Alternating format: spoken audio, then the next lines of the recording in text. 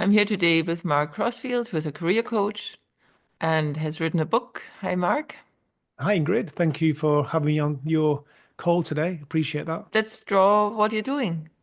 I've written the book, the Mid-Career Change book for mid-career professionals, and it's to help them to get hope, clarity, and action in their mid-career. Let's hope we can bring a little bit more clarity today in the call. Yeah, so it is for mid-career people who are unhappy in their career.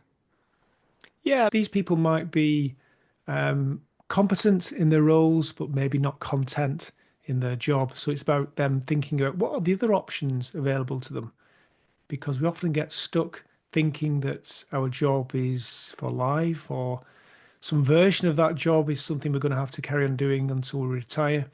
When in reality, that's not the case. There's plenty of other career options that you can look at. And my book helps with that. And we'll be talking about that on the call today. So he is successful, or what is happening in his life? Yeah, he or she Or are she, yeah. in the mid career. They've been some decade or two, maybe more, into their career, and they've probably risen to a level where they have got a good job, but it's not necessarily a good job for them. Maybe they started out in a job which had some technical proficiency that was required, and they enjoyed that. But as the years have gone on, they've ended up doing some supervision, some management, maybe even some leadership, and that doesn't fit them quite as well. It's not the reason they got into the job in the first place. And over the years, they've ended up moving into a role that simply isn't as enjoyable anymore. So now's the time to take stock of that and look at what the options are. Change is very difficult for all of us. So we're always dealing with the fear and the resistance that we might have of change. And I think there are some myths that keep us in place as well. There's probably three myths actually that keep mid-career professionals in a static situation, not wanting to change things up. And those three myths really are what we could bust today on the call. I could talk about what those three myths are, Mhm. why they're not true, and what the steps are that you could take which should help you to push through those myths. First myth is that changing your career means starting all over again. So you've got to start at the beginning. It's scratch everything you've done before. It all begins again. And that seems like it's going to be very unattractive. And it's one of the myths that keep people stuck where they are. And of course, nobody wants to have to start right at the very beginning. So that's one myth that we should definitely try and overcome. And the reason why it's not true is because it doesn't mean when you change career, it doesn't mean that you've got to start from scratch. It means that you can actually build on all the skills that you already have, like leadership, problem solving, communication. These are all valuable in any career. And it's what I call career capital, actually, the experience, knowledge, and the networks you've built over time. Rather than discarding these, don't need to do that. A career change is about using these skills, this career capital in a more new, fulfilling way. So I like to think of it, and similar to how you're annotating it here, is I like to think of it as a path with a series of stepping stones. So it's not about going backwards, it's about you moving in a different direction using your skills and your career capital. All those things are transferable. You take those with you. I often think of these as being like almost like a treasure chest. That's your treasure chest to keep, and use all those assets in that treasure chest to navigate to what's next for you. So I suppose the takeaway from busting this myth is that a career change is not about erasing your past. It's about using your unique combination of skills and experience to build something new and exciting. And why wouldn't you want to do that if you were enjoying your career as it stands? Yes, skills, experience, knowledge, networks. The treasure chest is packed actually with all these things you can take with you. Myth number one. Yeah, let's have that one busted. Yeah, so let's talk about myth number two. So address this idea that you're going back to the start again. So that's quite freeing. So the second myth is that you need to have all this figured out before you can start. In other words, you've got to have everything planned out. You've got to know what the career is. You've got to know all the steps along the way to get to that career. You need to know exactly what the job's going to be like and who you're going to be working with. So, in other words, you need to have all the ideas and plan and all these different aspects of the plan figured out before you even start. And I get why people think this. We like to have a clear roadmap, don't we? We like always know exactly where we're headed in next. But in reality, careers aren't linear and they don't actually fall in your lap fully formed. They don't actually arrive completed and ready to start. The truth is that clarity in your career comes from action, not just thinking about it.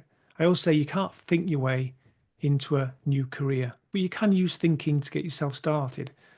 So you can actually use your ideas to kick things off, but you can't think your way through all the steps and then just start your new career. In reality, that's not the case because this new career evolves over a a series of actions that you're going to take.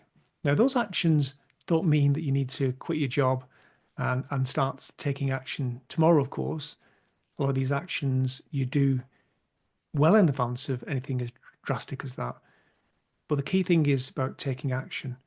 So there's many actions you can take in your career which can get you started. So this can be about, for example, thinking about what are those transferable skills that you have, what things are you interested in moving towards, what's important to you, actually doing some work to capture those things that are really going to drive this career in the right direction. Again, it's easier to write this down, to capture this, than it is to think about it.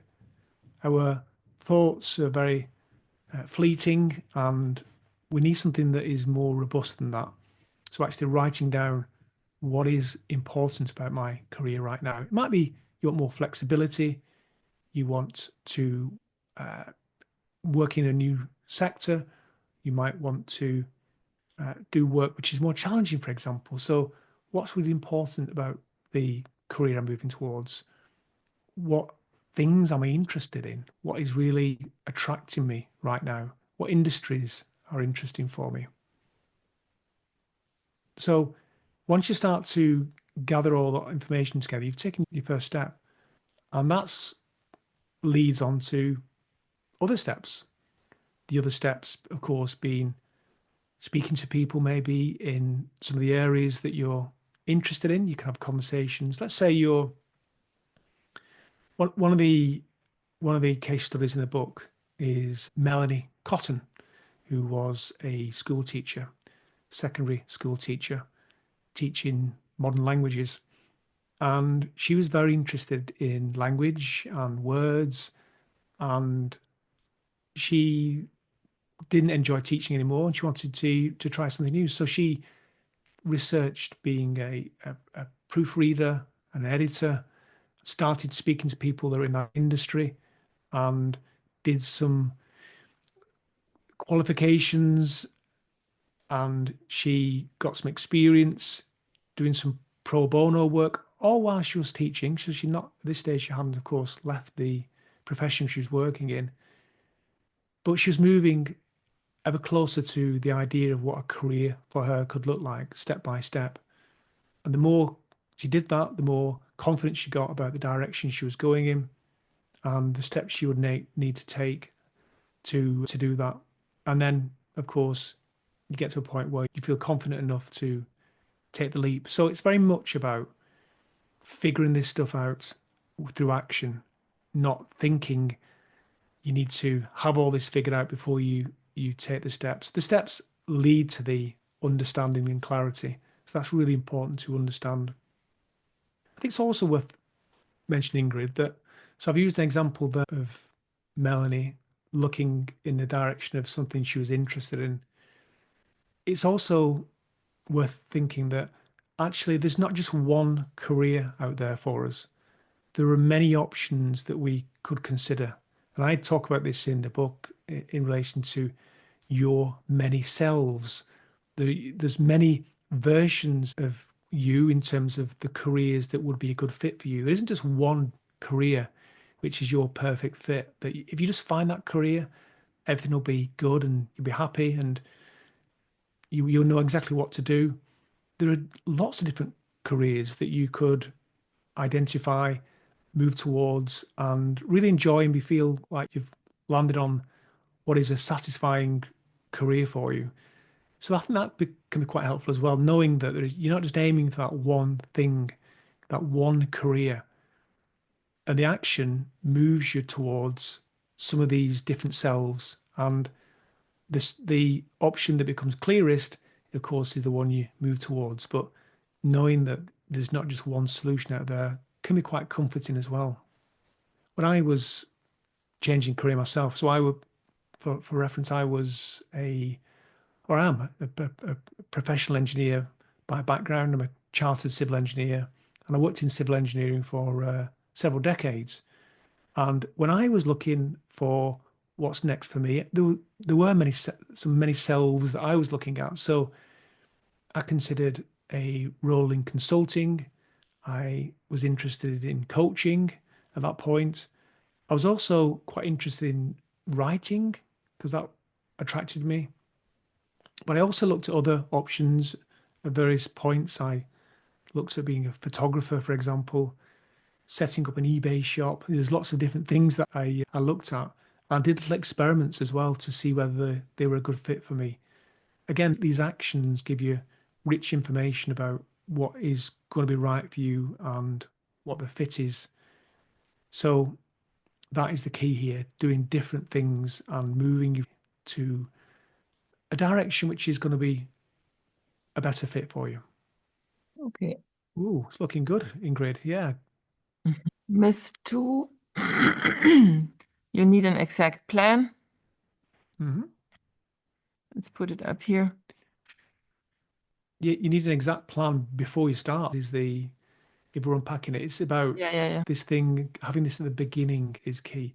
As you progress, your plan does develop, but you don't have that at the beginning. You only have the initial steps that you take. By the way, if there's listeners here and you're wondering what is the first step to take, think about the smallest thing you can do, which is a first step, which gives you a start. Might be about going buying a journal. It might be going into the cupboard and getting out some paper and a pen. What is that first step you can take which gets you started?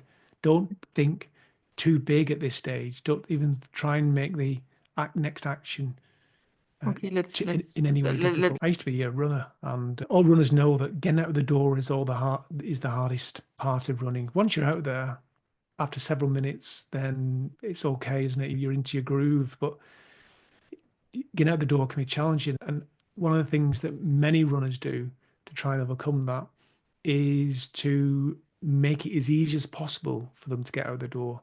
So for some, it might be putting the training shoes by the door, or it might be about actually, I've heard of some people actually going to bed in the running kit. So they literally jump out of bed, put their shoes out and go out the door. So try and figure out what works for you in terms of making the actions of changing your career and getting started as simple as possible.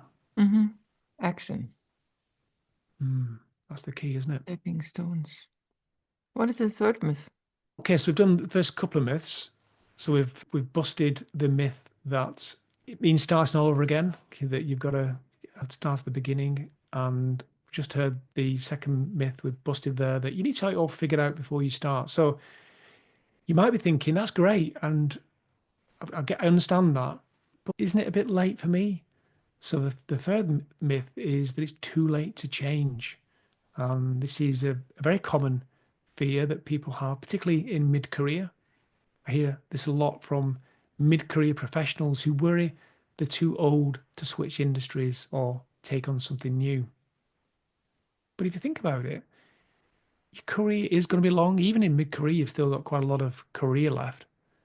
And the reality is mid-career professionals actually have a huge advantage. You've built up all that experience, wisdom, all those problem-solving skills. You've got a great network. That's what employers really value. So you've got all those transferable assets that you can transfer from one career to another. So this is very much about you being in the right place and the right time for wherever career you're moving towards and adding that value. So it's very much about, certainly not about being too late to change. That's not the case. It's very much about where you can offer the next career role that you might identify. I think this where this myth comes from is we go back quite a few decades now, where careers used to be longer in one organization. So you go to one organization, you might stay there. You might work in one organization and then maybe get a promotion and move to another one. And you'd stay in those organizations for a long time. So you might only have two, maybe three different organizations you work for. What happens now is that people are more likely to change their roles and their organizations many times and also change careers many times. So employers are not really looking necessarily for, inverted commas, younger talent that they can nurture and keep with them for decades. They're wanting to bring in people that are going to be valuable for the organization in the short to medium term. So employees are not thinking for decades now. They're more thinking about 3 to 5 years, for example. And for mid-career professionals, that is ideal because there's a lot you can achieve in 3 to 5 years, and it means that you're not having to worry about employers thinking that this person's not going to be here for 15 or 20 years because they're in the mid-career or towards the later parts of the career. They're more interested in the value you can bring to the organization. The world's changing, Ingrid. So there are many more opportunities now than ever to transition. So whether it's moving within your own industry, shifting into a related role, or even starting something completely new, because we've talked about organizations, but it's not just about actually moving to another organization. This could be about you starting a new business. You and I both have our own business. And I moved into this career coaching business later in my career, certainly mid-career. So there's so many more different ways you can work. Yes, you can still work for a big organization, but there's lots of smaller companies that you might want to work for and might be a better fit for you. But equally, you can start your own thing. You can start your own business, and that might be attractive as well. So I suppose I would say that instead of seeing age or experience as a barrier, think of it as an asset. So maybe reframe age as an asset rather than limitation. Focus on your adaptability and on continuous learning, because there will be an element of continuous learning here that will be important.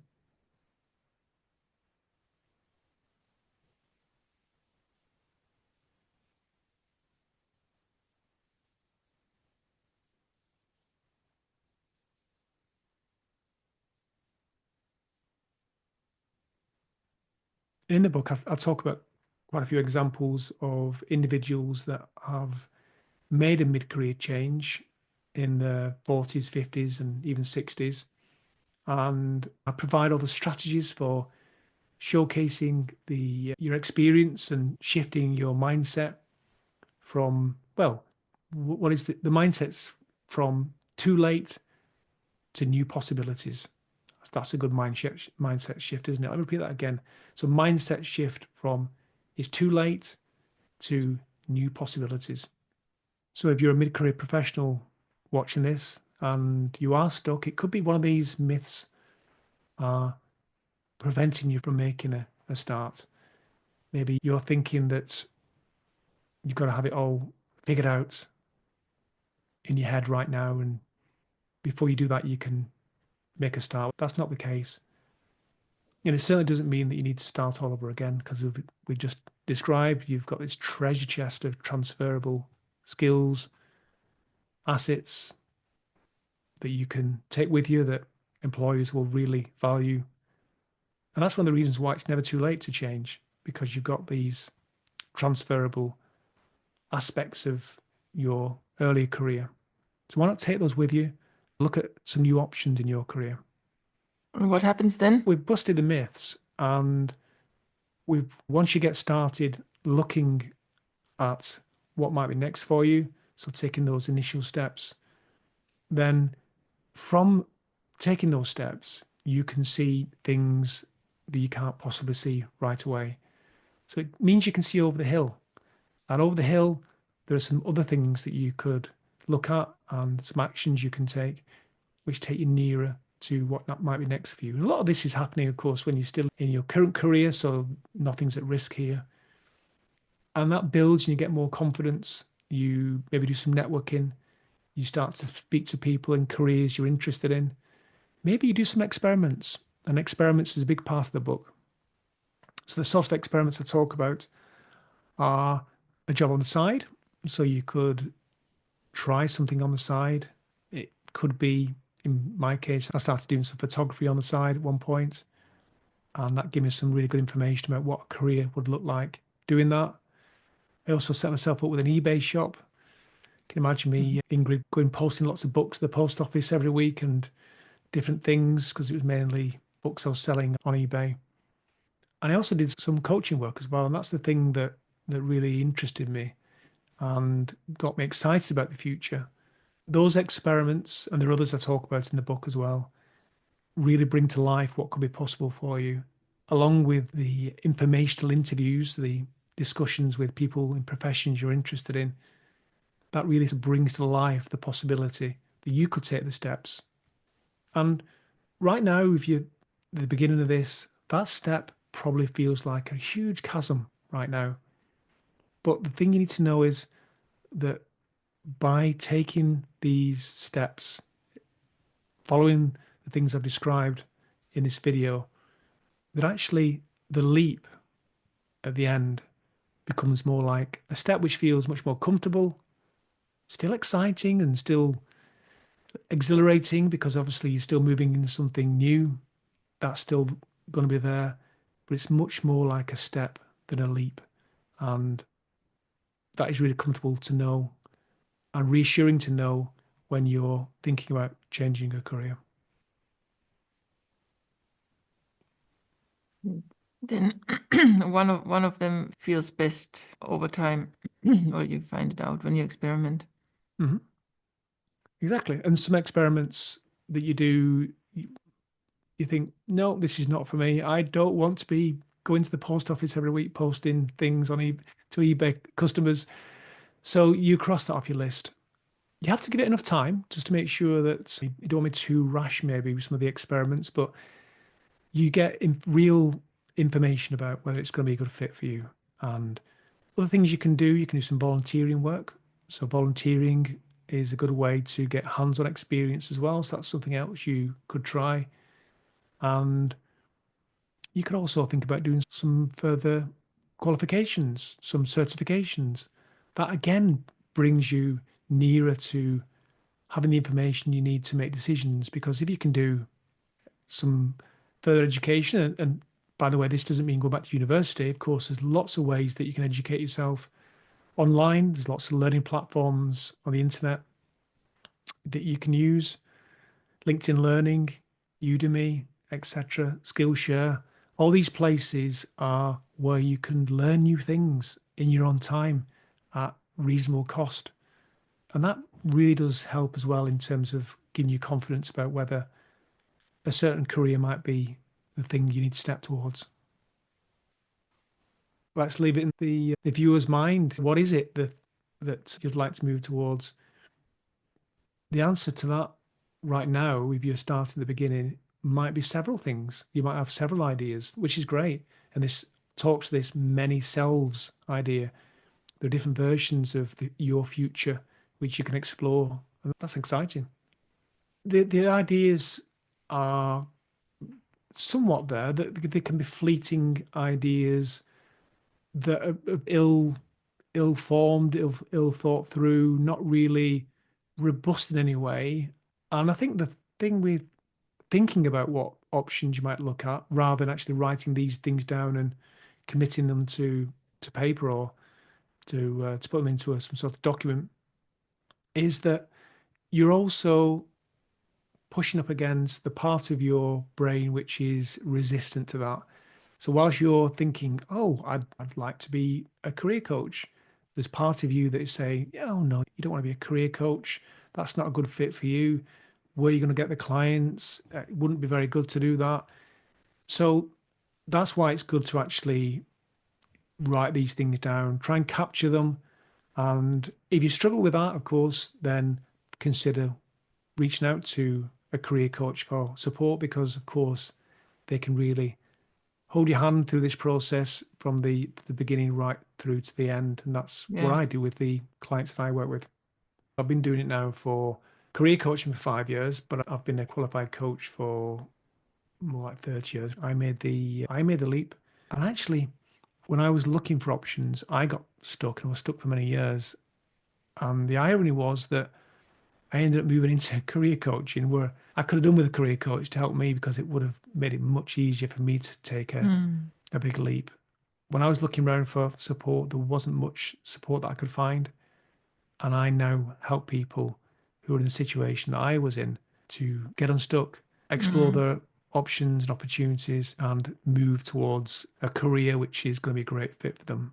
And in my book, Mid Career Change, I talk about that and the steps and how to get hope in your career, the clarity you need about what might be next, and of course, how to take action and what those steps are to get you to where you need to be. Those three myths are definitely things that hold people back from making a change in their mid-career. So it's good to bust those myths, and yeah, and it helps with mindset.